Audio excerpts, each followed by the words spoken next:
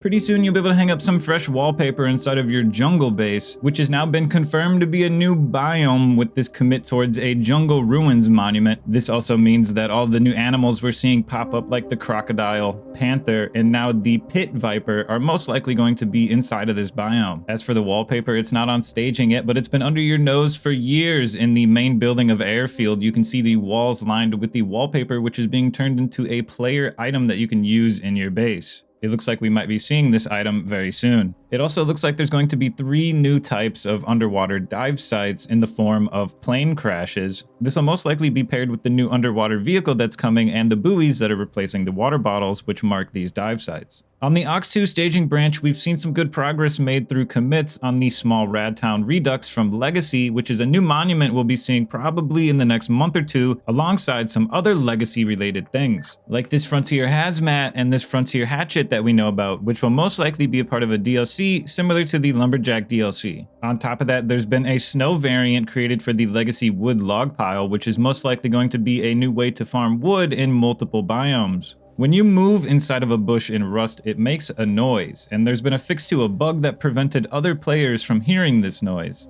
Another quality of life update is when switching from single fire mode to burst mode, it now makes a sound effect and has a little indicator on the weapon icon that stays there even if you switch away from the weapon. There was a commit towards a glow effect around recyclers. I'm not sure if this will be a new lighting effect or an update to the existing one. Once it merges to staging branch, I'll let you know. The Abyss Torch is also getting some changes so that it works better under the water. And these changes are also related to the underwater fog visibility that we saw last month. Speaking of water, there's been some changes to the way items fall in the water. When items are dropped into the water, they now make a little splishy splash as they go in.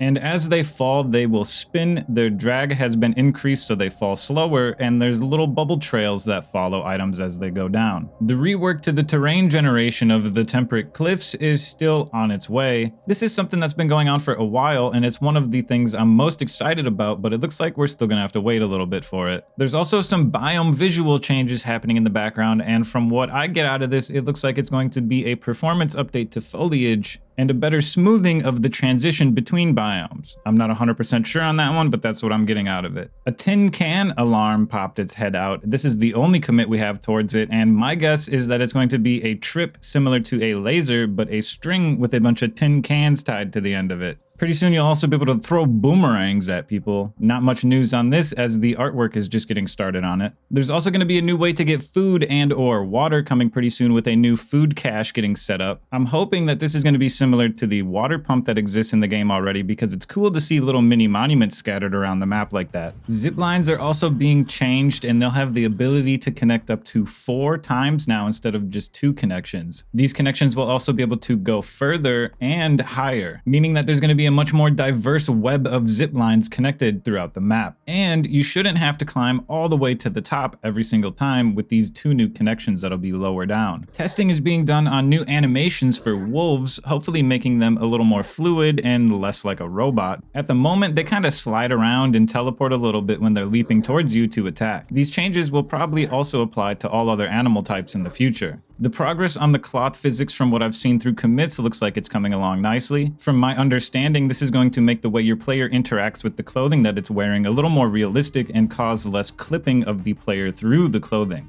A bug causing the traveling vendor to sell just 1 item has been fixed, and the stock inside of the vendor is no longer infinite and will refill every 33% of the vendor's total lifetime.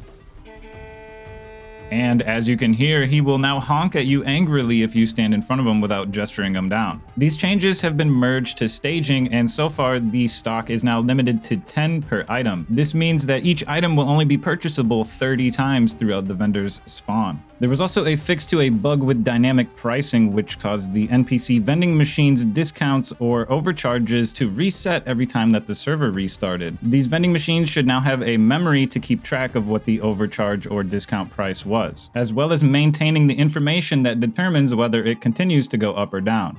You'll also now be able to see the ammo loaded into weapons that are sold within player vending machines, and you can do so by hovering over them. From what I've seen on staging, this only shows up when there's ammo inside the gun, so if it has none inside of it, this will not show up. The name of the friendly gesture has been changed to surrender, and it'll give you a warning letting you know that other players will be able to see your inventory and handcuff you. Also, players' hotbars are no longer lootable through this gesture or while being handcuffed, and if you're a player that likes to bind gestures to your keys, that has also changed for the friendly gesture. And if you didn't know this was a thing, all you simply do is type bind, your key, gesture, space, the name of the gesture, which is now surrender instead of friendly for this one. And if you need to remove the bind, you can type bind, the key, and then 2 quotation marks, and it will remove the bind from that key. Another change is that to the commands related to the hurt overlay. This setting is attached to the option for show blood in your settings. When you have show blood enabled, the little marker notifying that you're getting hit is red, and you also get punched on your screen, and the whole screen has a slight red tint that flickers.